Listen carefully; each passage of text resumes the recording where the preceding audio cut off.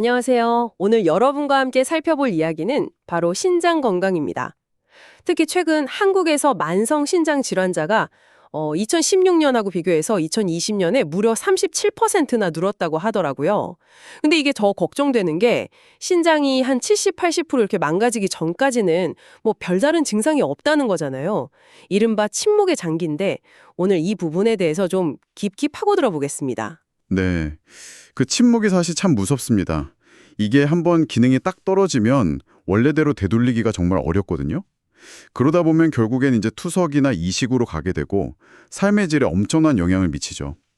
게다가 자료를 보면 심혈관 질환 위험도 일반인보다 뭐 10배나 높인다고 하니까요. 그래서 오늘 이 자료들을 통해서 어떻게 하면 좀 조기에 관리하고 예방할 수 있을지 그 핵심적인 내용들, 특히 놓치기 쉬운 신호나 생활 습관 위주로 한번 짚어보겠습니다. 네, 이 질환 증가 원인으로 고령화도 물론 있겠지만 식습관이나 스트레스 같은 생활 요인들을 많이 지목하더라고요. 일상에서 우리가 좀 알아챌 수 있는 신호로 소변 거품 이야기가 자주 나오던데 이게 왜 중요한 건가요? 아, 네. 소변 볼 때 거품이 좀 유난히 많이 생기고 이게 또 잘 사라지지 않는다. 이러면 단백뇨일 가능성을 좀 생각을 해봐야 합니다. 이게 뭐냐면 신장에 아주 중요한 필터가 있거든요. 사구체라고. 그 사구체가 손상되면서 원래는 걸러져야 할 단백질 같은 좀 큰 분자들이 소변으로 그냥 빠져나오는 거죠. 아, 필터가 망가졌다는 신호군요. 그렇죠. 신장이 좀 심각하게 손상되고 있다는 신호일 수 있는 거죠. 물론 뭐 엄청 피곤하거나 운동을 너무 심하게 했거나 감기 걸렸을 때 이럴 때 일시적일 수도 있어요. 근데 이게 한 일주일 이상 계속된다. 그럼 이건 꼭 확인을 해보셔야 합니다. 그렇군요. 소변 거품 말고도 자료 보니까 종아리 같은 데가 붓는 부종 아니면 이유 없이 너무 피곤한 거 이것도 신호일 수 있다고요. 네, 맞아요. 극심한 피로감.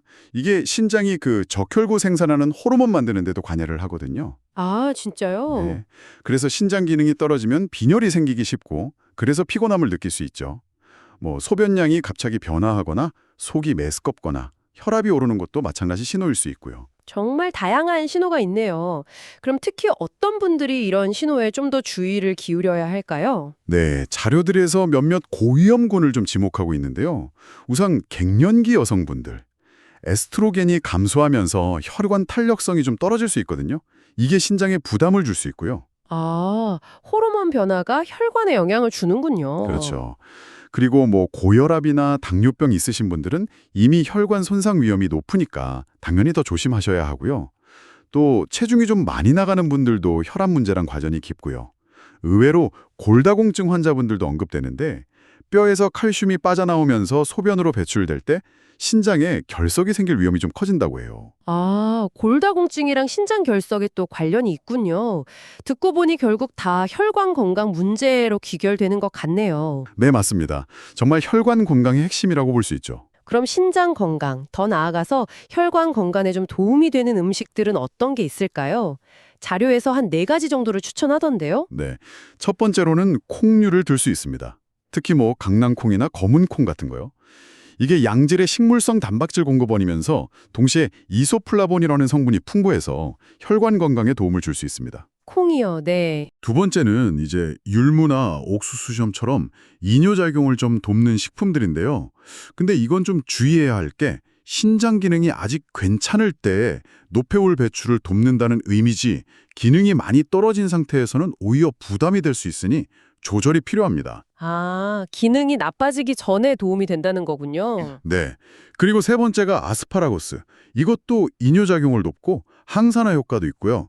또 글루타치온이라고 우리 몸의 해독 과정에 중요한 물질인데 이 생성을 도와서 간접적으로 신장 부담을 덜어준다고 합니다. 오, 아스파라거스도 좋군요. 마지막으로 네 번째는 들기름입니다. 들기름에 풍부한 오메가3 지방산이 혈관 염증을 줄이고 혈액을 좀 맑게 하는 데 중요한 역할을 하거든요. 아, 들기름. 4가지 다 기억해둬야겠네요. 콩, 율무, 옥수수 수염 조심해서 아스파라거스, 들기름. 그럼 반대로 신장에 좀 부담을 주는 음식이나 습관도 있겠죠? 자료 보니까 칼륨 섭취에 대한 주의사항도 있던데 이게 좀 흥미로웠어요. 네, 맞아요. 일단 가장 피해야 할 건 역시 단 음식과 짠 음식입니다. 이건 뭐 기본이죠. 단 음식은 혈당을 급격히 올려서 미세혈관을 손상시킬 수 있고 짠 음식은 혈압을 높여서 신장에 직접적인 부담을 주니까요. 그렇죠. 달고 짠 거. 칼륨은 사실 정상적인 신장 기능에서는 필수적인 미네랄인데 신장 기능이 떨어진 분들에게는 문제가 될 수 있습니다. 배출 능력이 떨어져서 몸에 칼륨이 쌓이면 이게 심장에 무리를 줄 수 있거든요. 아, 그래서 기능이 저하된 경우에 조심해야 하는 거군요. 네, 특히 과일 주스나 시중에 파는 음료수 같은데 칼륨이랑 인 함량이 생각보다 높아요. 그래서 좀 주의해야 하고요. 채소 같은 경우는 물에 좀 담가두거나 데치면 칼륨 함량을 줄일 수 있습니다. 아, 데치면 되는군요. 네, 그 외에는 당연히 카페인, 술, 담배는 피해야 하고요. 그리고 의외로 지나친 육류 섭취나 특정 영양제들, 예를 들면 고용량 비타민 C나 칼슘, 비타민 D 보충제, 또 운동하시는 분들 드시는 크레아틴, 철분제 같은 걸 의사 상의 없이 너무 과다하게 먹는 것도 신장에 부담을 줄 수 있다고 하니까 이것도 좀 주의가 필요합니다. 그렇군요. 영양제도 함부로 많이 먹으면 안 되겠네요.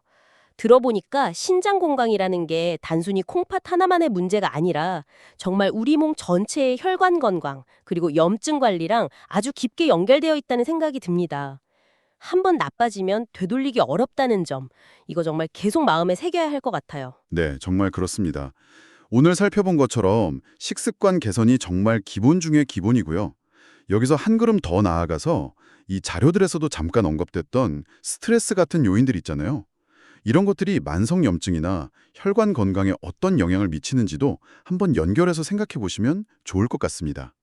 여러분의 신장 건강을 위해서 오늘 이야기 나눈 식단 외에 혹시 수면의 질을 높인다든지 나만의 스트레스 해소법을 찾는다든지 일상에서 놓치고 있는 또 다른 중요한 열쇠는 없을지 한번 고민해 보시는 것도 좋지 않을까 싶네요.